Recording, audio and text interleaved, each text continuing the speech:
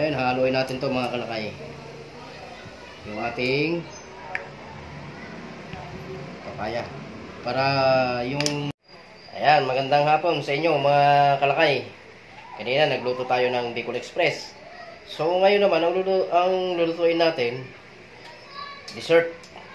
Yung atsarang papaya. Para hindi tayo maumay sa Bicol Express. So gagawa tayo ng atsarang papaya ngayon. Bago ko magpatuloy mga kalakay, babatiin ko muna kayo ng isang magandang hapon. Magandang hapon po sa inyong lahat. Patuloy lang po sa pagsuporta sa aking mga video. Salamat. So ngayon, umpisa natin mag-prepare ng atsarang papaya.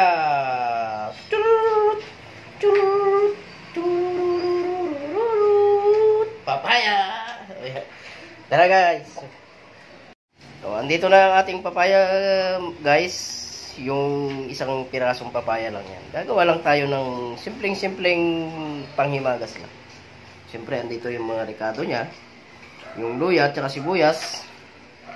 Ang carrots at ang pinaghalong pula at saka green na bell pepper. Siyempre, andito yung suka. Kalahating baso siguro, mga 500 grams yan. At sugar. Ayan. So, umpisa na natin guys magkayod ng papaya. So, ito mga kalakay, andito yung kayuran ko ng papaya. Umpisa na natin. Samahan nyo ako magkayod.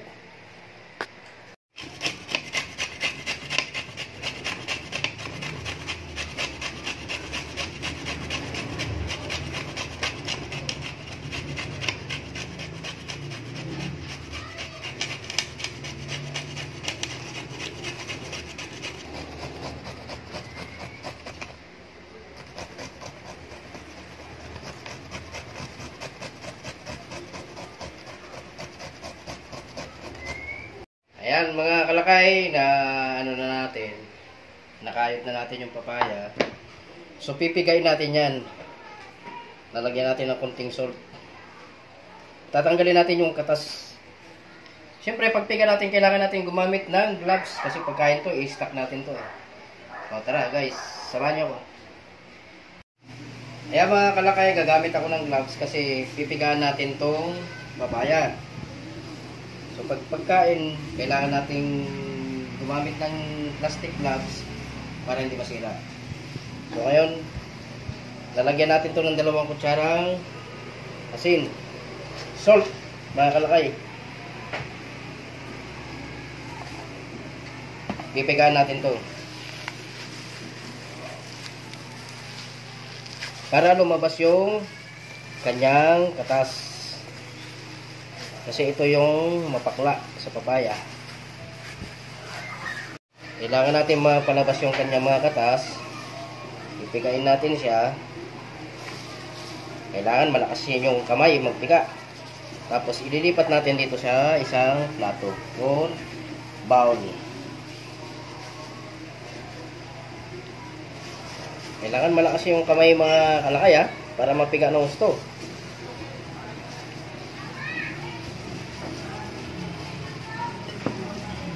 So ayan mga kalakay, napiga na natin yung papaya. Ito na siya. So umpisa na natin magluto guys ng ating atsarang papaya. So ayan mga kalakay, lalagay na natin ang ating suka.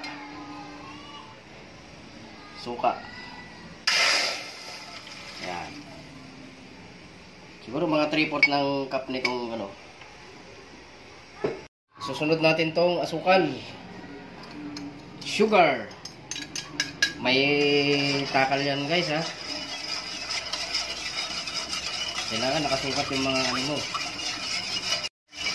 Halo-halo ka lang para madurog yung sugar sa suka.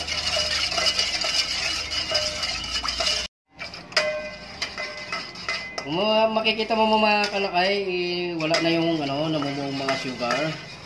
So suka na lang yan. Ilalaglag natin uunahin natin tong luya mga kalakay.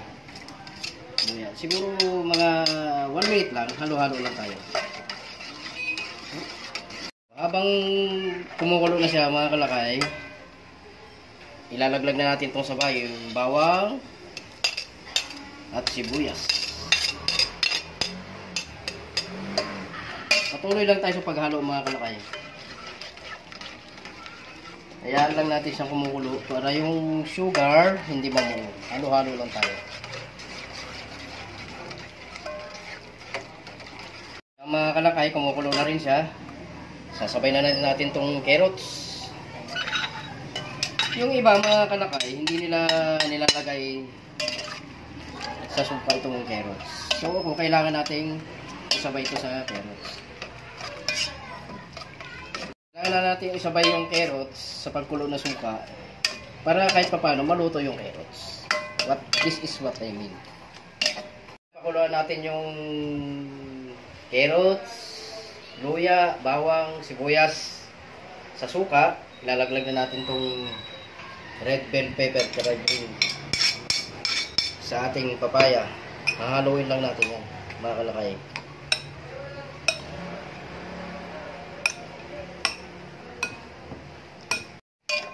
Itong pinakuluan natin sa suka mga kalakay, pwede na to. Ilalaglag na natin sa ating kinayod na papaya. Mga kalakay, lalaglag natin dito sa ating kinayod na papaya ang ating pinakuluang mga ricado, yung carrots, luya, bawang, sibuyas, suka at asukal.